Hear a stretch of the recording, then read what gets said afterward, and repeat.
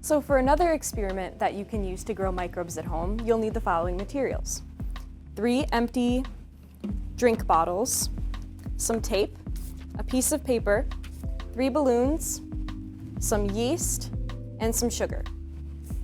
First thing you'll want to do is make a funnel for the yeast out of a piece of paper and some tape.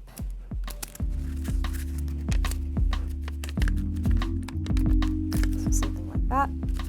Then you'll want to label your bottles. In the first bottle, we're just going to put water. In the second bottle, we're going to put 2 spoonfuls of sugar. And in the last bottle, we're going to put 4 spoonfuls of sugar. In addition to water and sugar, we're also going to have yeast in these bottles.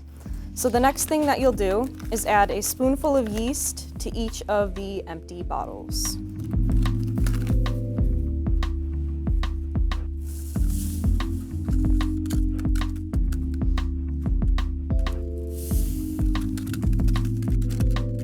After adding your yeast, you're going to add your sugar to the 2 bottles containing sugar.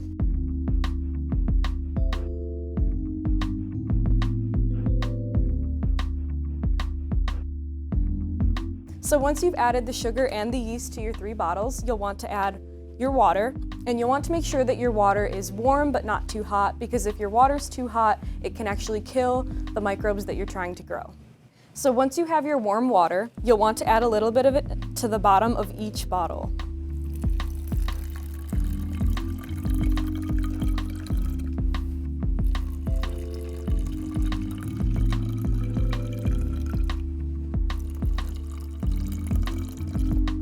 Next, you'll want to shake the bottles to kind of mix everything together.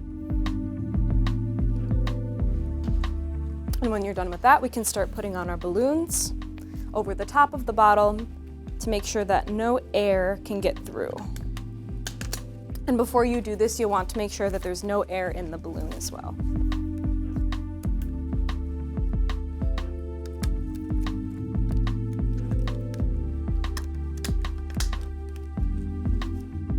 After about 15 to 20 minutes, you can observe your results.